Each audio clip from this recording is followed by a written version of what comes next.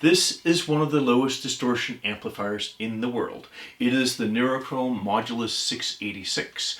I designed it. I am Tom Christensen of Neurochrome.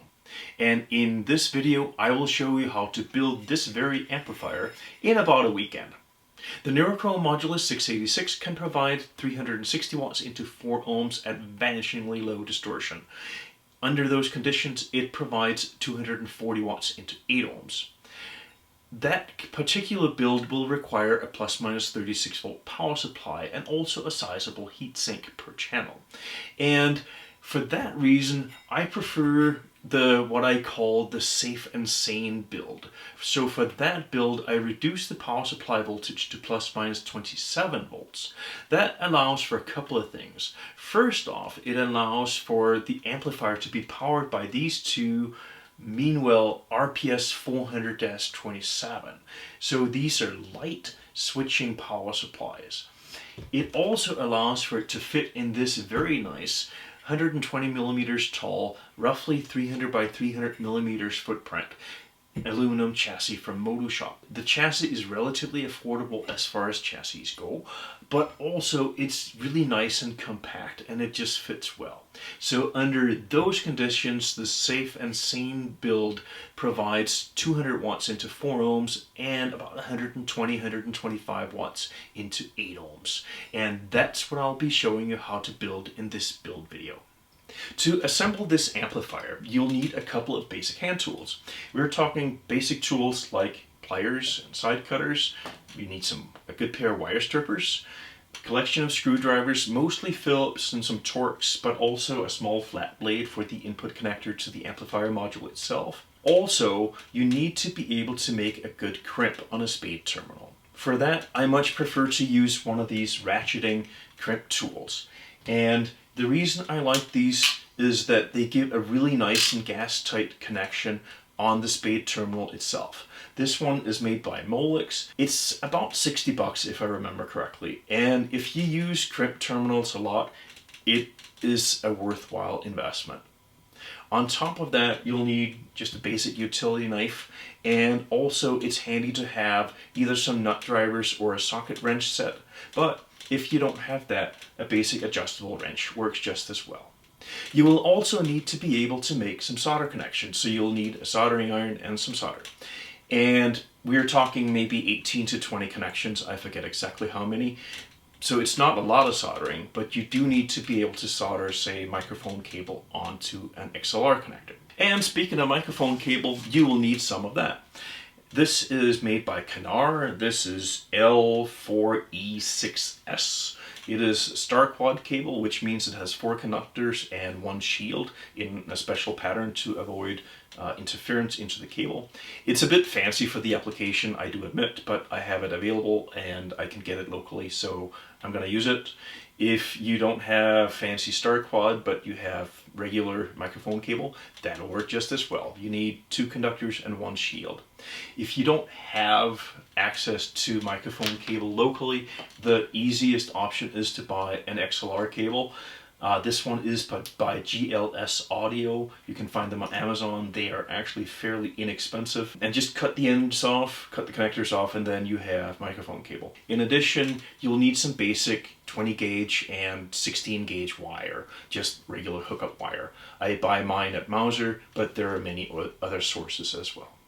The chassis that I'm going to use in this Modulus 686 build is made by a company called Modushop out of Italy.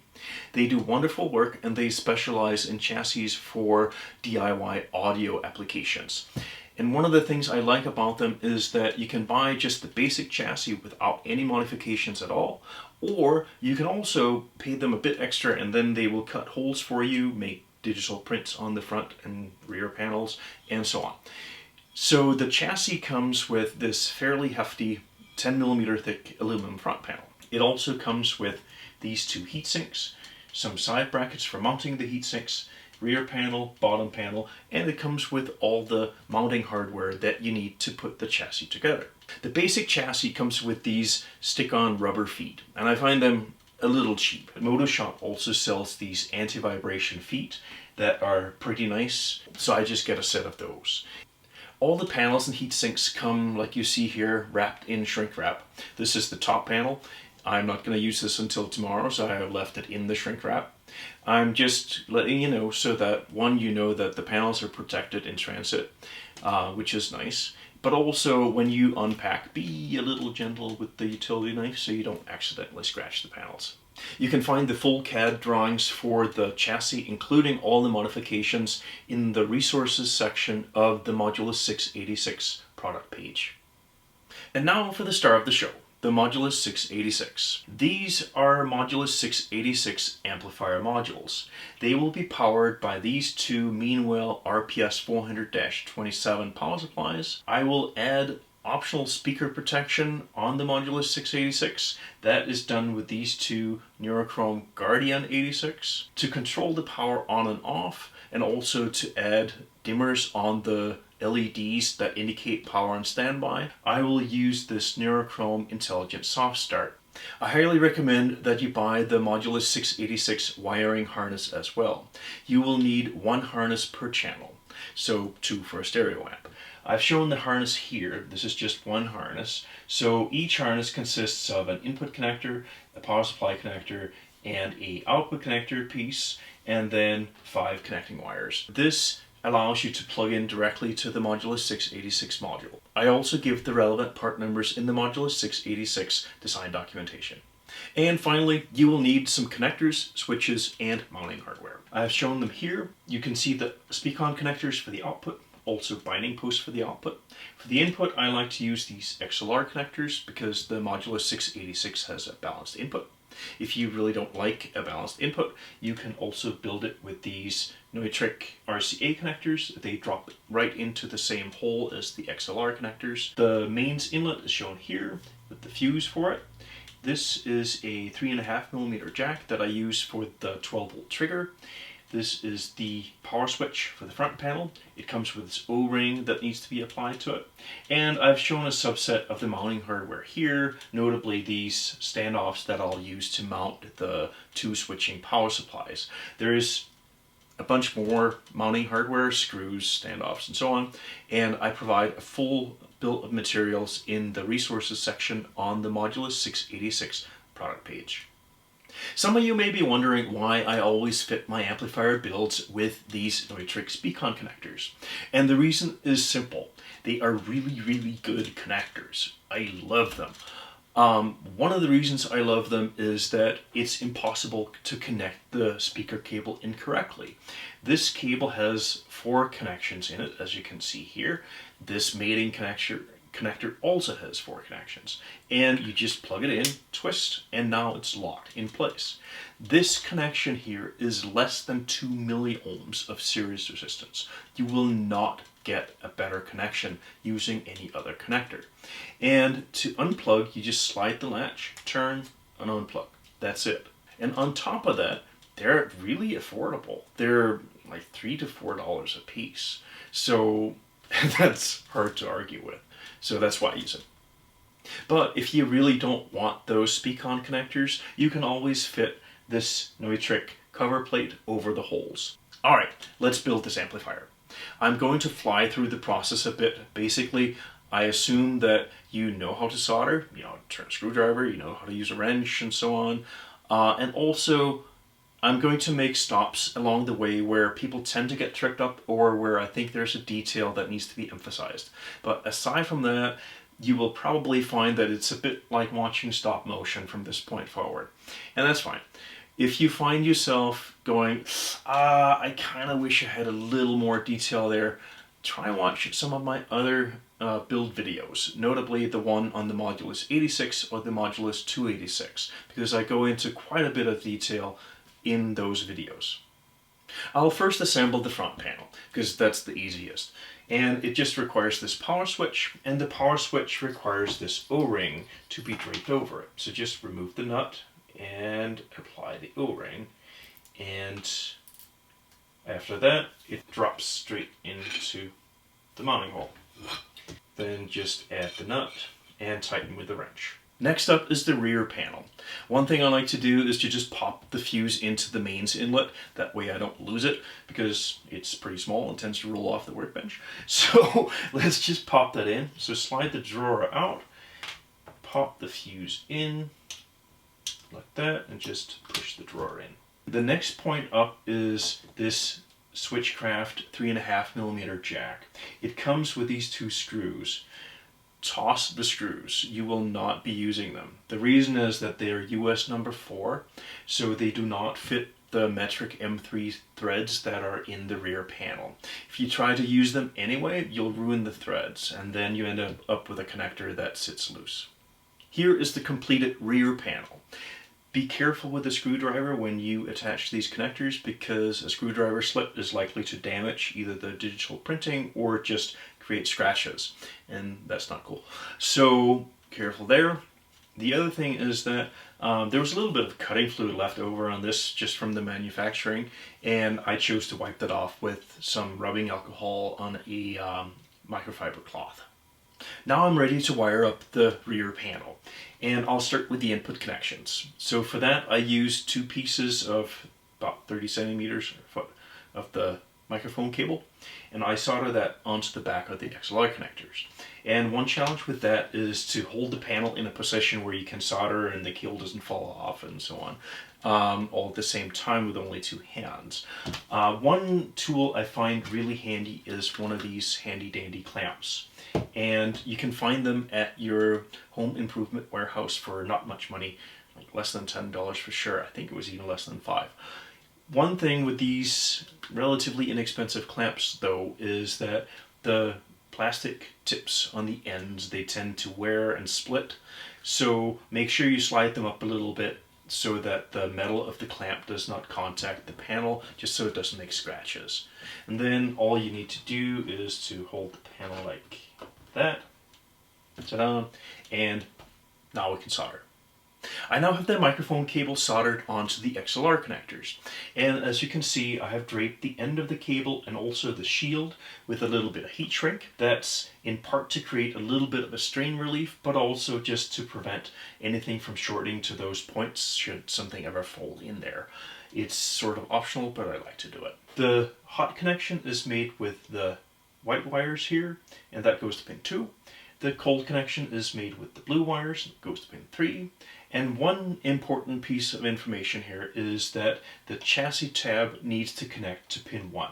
I use a little bit of component lead for that, and just solder it from pin 1 to the tab, and then solder the shield of the cable to pin 1. And if you used regular microphone cable for this, it would look like this. Here you can see the connection from pin 1 to the chassis tab, and here is the cold connection and the hot connection. Let's wire up the speaker connections. For that, we'll need some 16 gauge wire. I've cut it to different lengths as I've shown here. As you can see, I have 2 pieces that are 10 inches or 25 centimeters long. I have 4 pieces that are about 8 inches, 20 centimeters long, and I have 4 pieces that are about 4 inches or 10 centimeters long. In addition, I have these crimp terminals, some that are rated for 10 to 12 gauge and some that are rated for 14 to 16 gauge.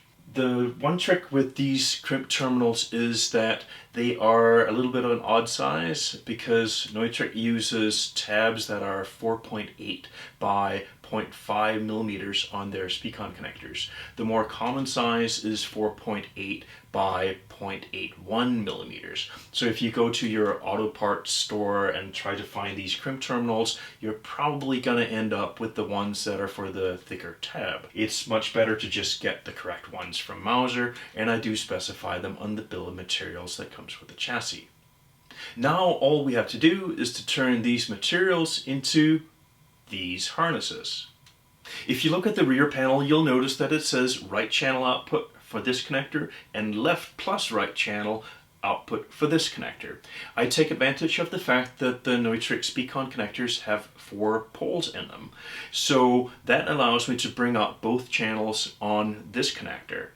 And that's super handy for biamping, should you be into that. And basically, it's a free feature because the 4-pole speakon doesn't cost any more than the 2-pole version, so why not? That is why I have these harnesses here. They will connect to the right side binding post here, then to the right side speakon connector here, and then go across the chassis to the second pair of the left channel speakon here. So that brings up the right channel on the right side of the chassis and also on the left side of the chassis.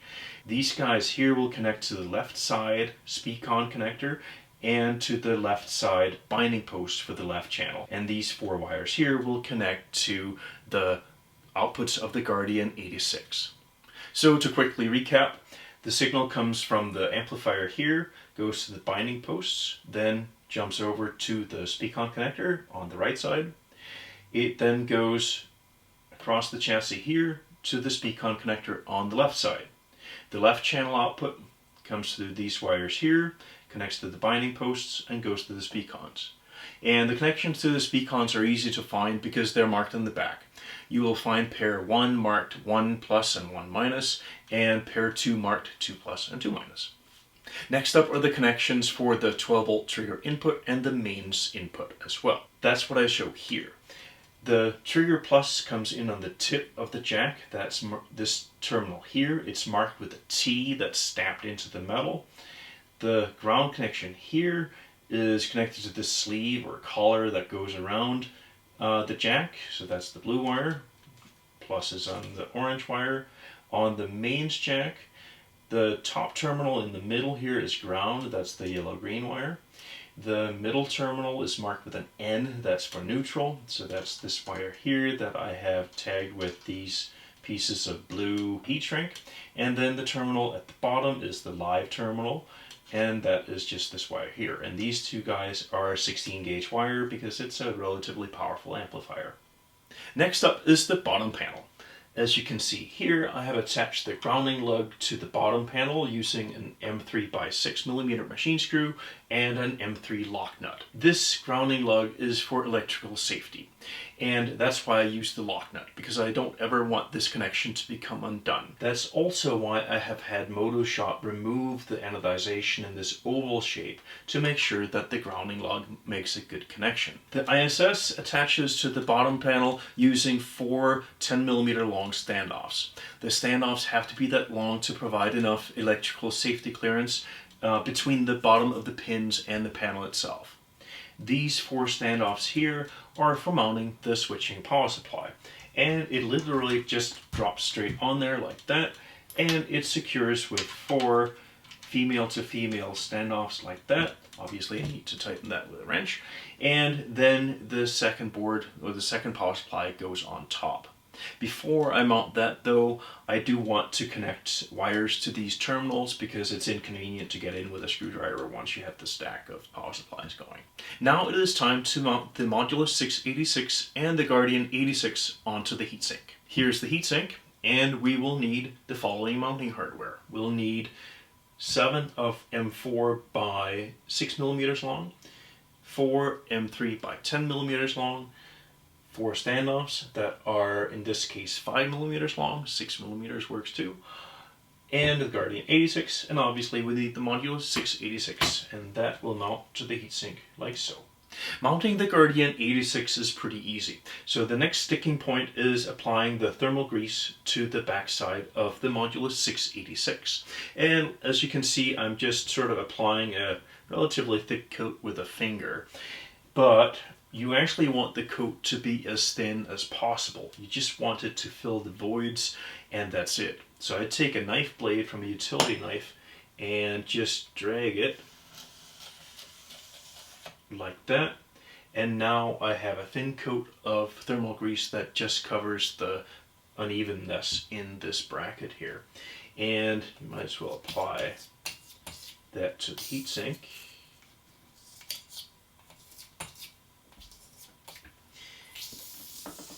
It's actually not rocket science. I use Wakefield 120. Wakefield 126 works just as well. And if you can't get any of those, sometimes Mouser and DigiKey won't ship them to you. then go to a computer repair shop and get some Arctic silver or similar thermal compound. The final step in the heatsink assembly is to mount these angle brackets. They go along the top and the bottom edge of the heatsink, and they mount with the hardware that's included from Modushop. And I like to get the first screw in the center just so that it's finger tight, so that it can still slide the bracket a little bit. And I'll slide it such that it is flush along all three sides. And then I'll drive the other two screws in. One thing with these brackets is that Modushop has changed the design over the years. They used to be a little bit short, and it looks like at least in this chassis, they are almost the exact same, if not the exact same length as the heatsink, which is perfect. The other thing is that if you order this chassis today, you will likely receive a one-piece design that they have come up with. They came up with that, I think, in September of this year, so 2023, and instead of two pieces, you have one, so it's a lot easier to mount, and it also makes the chassis come together a bit easier. So thanks to Modushop for that. Last up is the power switch. If you look closely at the switch, you will notice that it has 4 pins. You will also notice that 2 of the pins are gold plated. Those go to the switch itself, and I've connected those to these 2 brown wires. And the other 2 pins are tin plated. One is marked R1.8V+, that I have connected to this red wire. The other is marked G2.8V-, and that I have connected to this green wire. The LEDs inside of the power switch are an anti-parallel. That means that even if you accidentally swap the red and the green, no big deal, just swap them back and you're good to go. Nothing's going to blow up, it's just a matter of which color you get for the standby indication. And now we can finally put together the chassis. And that is done by taking these heat sinks and mounting them on the front panel like so. Modushop delivers these Phillips head machine screws that go into these holes here, and I find it a bit of a challenge to get in there, especially since somebody rudely put a amplifier module in there. So I will be using some Torx head machine screws. They're just regular M4 by 6mm long, and with a Torx head I have some ball end Torx screwdrivers, and you can also drive them with a hex key, so that makes it a lot easier to get in there. And aside from that, I use all the Modushop hardware, and it comes together pretty easily. Now we're getting somewhere. So this is starting to look like an amplifier. I just want to point out that on the rear panel, I use the screws provided by Modushop. They provide regular hex nuts, and I prefer to use either lock nuts or add a lock washer. So I did that. Now I'm ready to get the amp hooked up. As you can see, I've started a bit already with the speaker wiring here and going to the binding posts, and the same on the other side. You may notice that on the wire ends that go into terminal blocks, I use these bootlace ferrules. You can buy a kit like this online for $20–30, and it even comes with this handy crimp tool. And these bootlace ferrules, they go on the ends of the wire, and they make it so that the terminal blocks clamp down on the wire ends much more securely. So I use them especially on speaker outputs and power supplies, but also on signal wires if I can squeeze them in. So now I'm ready to hook up the inputs. And I'm going to take advantage of the fact that the Modulus-686 is a balanced input, balanced output amplifier. The output of the Modulus-686 is bridged, and that means that the 2 outputs, they move like that. So both of them swing above and below ground, unlike a single-ended amplifier where one terminal is at ground and then the other swings around it. So I can use that to my advantage and to better distribute the load evenly across the power supplies if I invert one channel. But of course you don't want to run one channel inverted, because then it's going to sound really wonky. You invert on both the input and the output. So basically you go from this to that on the polarity. That's really all there is to it. Then when, let's say, there's a big bass thump, then the left channel will draw high output current from say the V plus supply, and the right channel will draw roughly the same output current from the V minus supply. So you get better use out of the power supplies and you avoid bus pumping. Right now I'm working on the inverted channel. So I have the output plus and minus connected to the plus and minus input of the Guardian 86, and then the plus and minus output of the Guardian 86 goes to the minus and plus binding posts. So I do the invert on the output side. Now I need to do the invert on the input side as well. I just swap blue and white on the input. The connector pins are pins 1, 2, and 3. And they're even marked on the circuit board. So the finished connection looks like this. And note that this is for the inverted channel, so pins 2 and 3 are swapped. And here is the wiring for the non-inverted channel. The shield goes to pin 1, the white or hot goes to pin 2, and the blue or cold goes to pin 3. Now all I have to do is to plug it in the right way, preferably like that, and that channel is good to go. This is the input connection for the inverted channel, and the cable is a bit long because it needs to reach over here, and you just plug it in like you did with the non-inverted channel, but I don't like leaving all this cable just flapping around. So for that I use an adhesive wire anchor that I put on the heatsink, and I just attach it with a wire tie. And here is the amplifier with the bottom panel mounted. And as you can see, I have completed quite a bit of the wiring in here already. The eagle-eyed observers of you out there might have noticed that I have rotated the ISS. And I did that because this end here connects to the mains, and the way I had it before, I had that over here right next to the input of the Modulus 686. The input is the most sensitive circuit of any amplifier, really. So it would make sense to just rotate it and have all the main stuff away from the input. The ISS is wired up as follows. The mains connection comes in here, neutral goes here, live goes there. The power switch harness comes in here. The red wire goes to terminal 3. Green wire goes to terminal 4. The switch goes to terminals 5 and 6, and then terminal 7 is currently empty. That is an error input should you need it.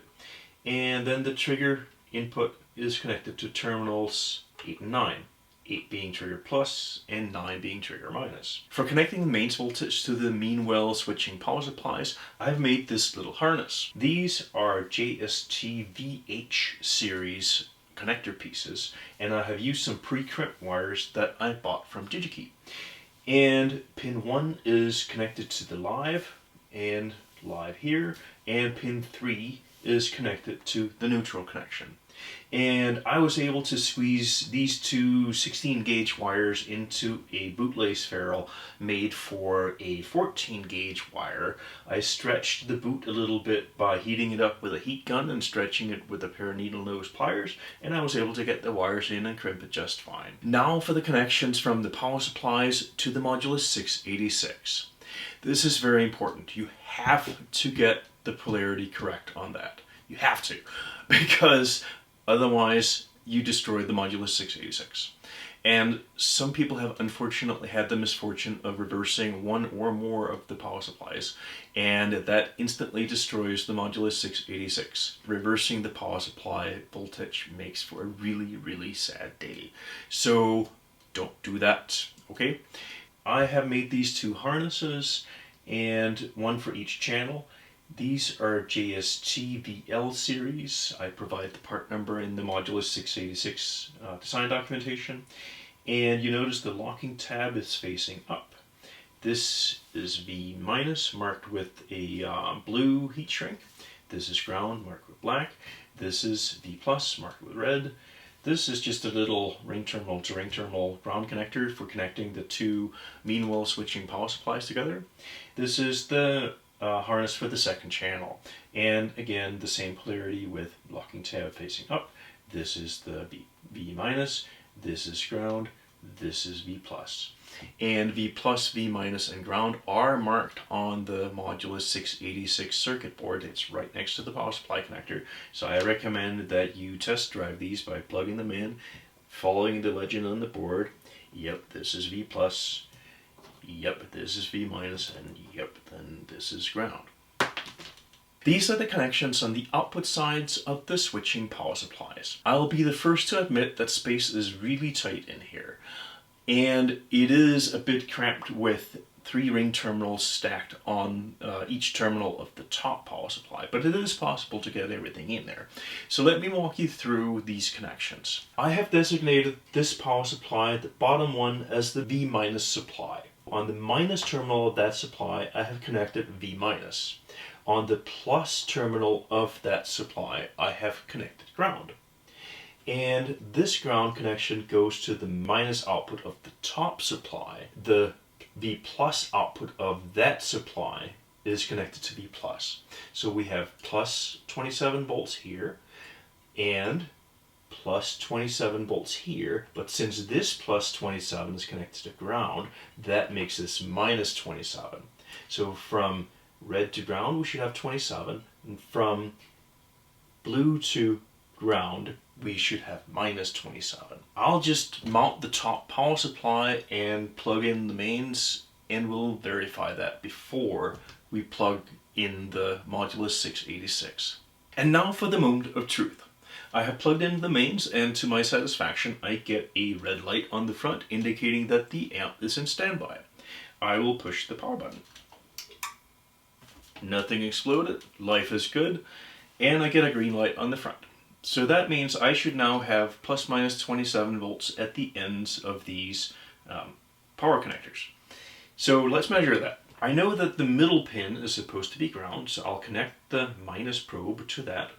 And with the locking tab facing towards me, I can verify with the legend on the Modulus 686 board that the terminal on the left should be V plus. So let's connect the plus probe to that. As you can see, we get plus 27 volts. So that means that the terminal on the far right with the locking tab facing up or towards me should be minus 27, and it is.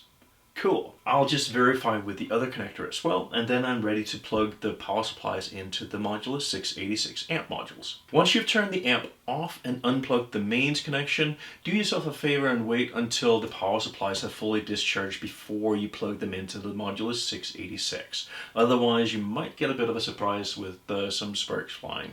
That's just some capacitors that are charging, but you know, why run the risk of sparks and stuff?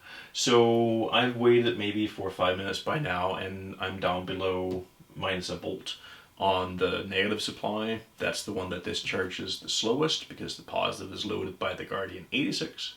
So now I'm ready to plug in the power supplies to the Modulus 686. Before I hook this amplifier up to a speaker, I prefer to perform a couple of simple tests, and one of them is to measure the DC offset.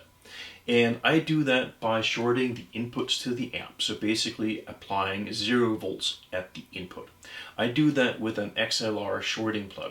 So that's basically an XLR connector where I have connected pin 1 to pin 2 and pin 2 to pin 3.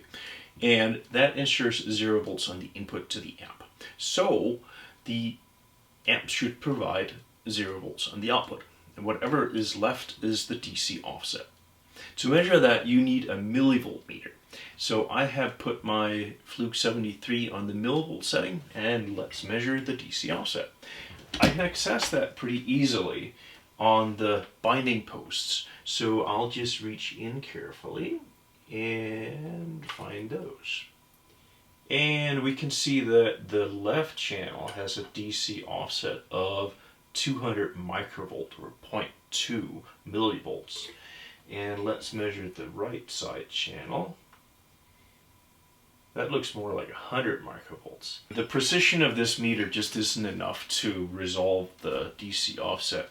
So let me instead use my benchtop meter. And I happen to have that handy here. So let's just verify that again. Yeah, 202 microvolts and 139 microvolts. That's pretty darn low. You're looking for less than 10 millivolts usually for a speaker amp. So at least as far as DC offset goes, this amp is ready to go.